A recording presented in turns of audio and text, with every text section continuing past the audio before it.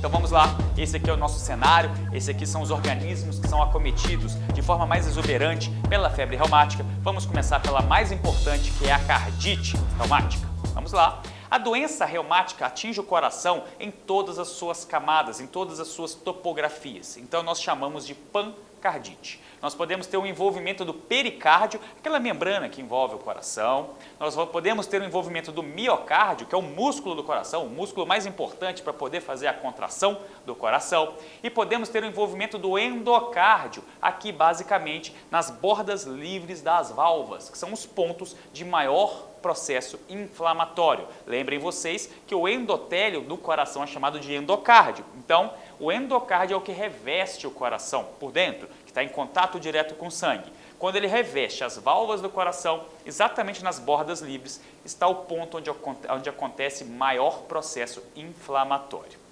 Mas vamos lá, dando seguimento, então você tem esse quadro de pancardite e quando tem o acometimento do coração, ele já acontece de forma precoce. Então o indivíduo faz a febre reumática aguda e poucas semanas depois, 2 a 3 semanas depois, ele já abre um quadro de cardite. Isso costuma durar até 2 meses, ok? Então já começa logo no início do quadro, um quadro de envolvimento cardiológico e ele se arrasta por 2 meses. Entendam que esse é um acometimento agudo. Eu não estou falando de cardiopatia reumática, eu não estou falando de sequela valvar. Isso aqui é na hora, porque na hora a manifestação é diferente.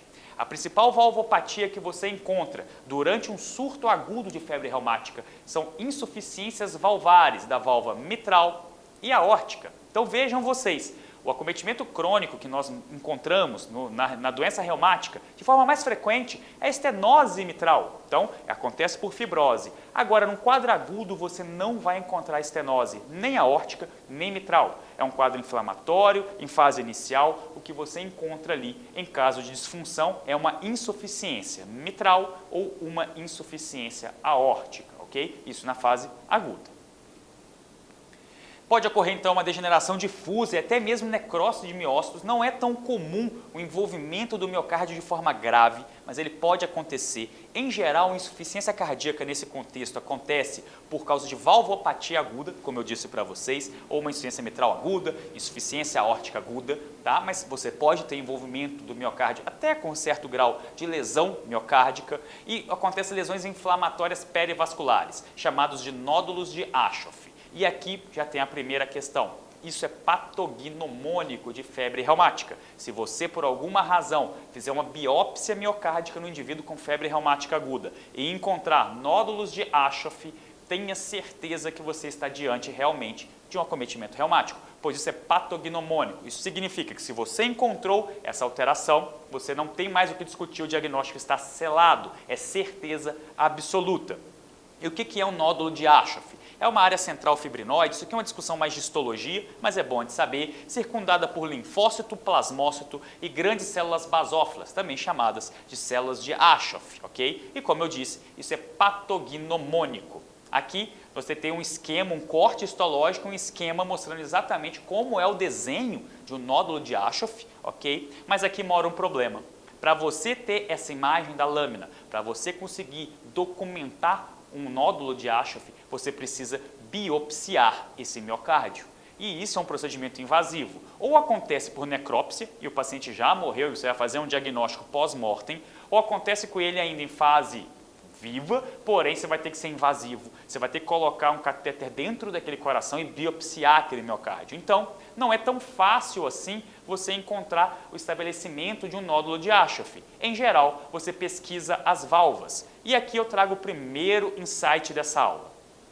Quando você encontra uma cardiopatia crônica e você se pergunta, será que esse indivíduo teve uma febre reumática alguns anos atrás e o que eu estou vendo hoje é um envolvimento reumático? A coisa que vai te mostrar, o detalhe que vai saltar aos seus olhos e definir esse diagnóstico está nesse slide. Aqui eu trago um desenho esquemático de uma válvula aórtica normal, ok? E aqui eu trago de uma válvula aórtica com acometimento reumático. Quando você vê a imagem do centro desse slide, você vê o envolvimento reumático. Quando você vê a imagem do lado, que vai ter um sinal de diferente ali, porque a doença é diferente, você vê o envolvimento calcífico. E o que diferencia essas duas imagens? A fusão comissural. Então reparem vocês que as bordas livres das válvulas aqui que entram em contato na doença reumática estão fundidas, olha a setinha vermelha. Já na doença calcífica ele está livre e a calcificação acomete outras porções da válvula. Toda vez que você vê fusão comissural, seja na válvula aórtica, seja na válvula mitral, qualquer válvula que seja, você sabe que você está lidando com uma cardiopatia reumática em estágio crônico. Então, isso daqui é uma das formas que você tem de estabelecer um diagnóstico de envolvimento reumático sem ter que fazer biópsia, sem ter que ser invasivo, através da ecocardiografia. Perfeito. Então, a cardiopatia reumática, essa pancardite, é a manifestação mais grave, sem dúvidas, da febre reumática, porque ela pode levar ao óbito de forma aguda e ela pode deixar sequelas de forma crônica, que podem evoluir com perda de sobrevida, como a gente já falou aqui algumas vezes. A manifestação, em geral, é uma cardiomegalia com uma insuficiência cardíaca congestiva relativamente aguda, de evolução ali de 1, 2 meses, como a gente viu nos slides anteriores.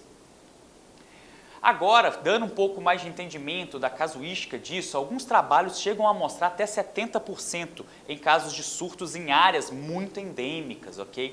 Isso aqui nós vamos nos manter ainda utilizando aqueles 30% a 40%, mas não é incomum na literatura, se você for fazer uma revisão em situações na Índia, na África, você encontra até mesmo uma casuística aumentada. Existe uma série de vieses nesses trabalhos e muito se discute se aquilo ali não é um quadro de reinfecção que acabou passando sem o diagnóstico e que você está pegando agora um outro contexto para aumentar tanto a prevalência, sim, de cardite reumática. O diagnóstico, como eu disse para vocês, é na fase inicial, 2, 3 semanas, o indivíduo já apresenta essa insuficiência cardíaca, essa valvulite com insuficiência mitral, insuficiência aórtica. E em casos de cardite recorrente, como essa que eu acabei de falar para vocês, né, que você tem ali, você não fez um diagnóstico, ele vai sofrendo várias infecções de orofaringe, fazendo várias febres reumáticas, o diagnóstico é feito com novo sopro, piora de sopro, é um quadro muito difícil de você conduzir e diagnosticar. Não é tão comum no Brasil, é mais comum na Índia e em alguns países da África, como vocês podem ver. E o ecocardiograma é um exame padrão, ouro, obrigatório para toda suspeita de acometimento reumático que você encontra, porque além de ser um critério diagnóstico, a gente vai ver isso lá na frente, ele também é o que mostra para você o envolvimento mais grave dessa doença.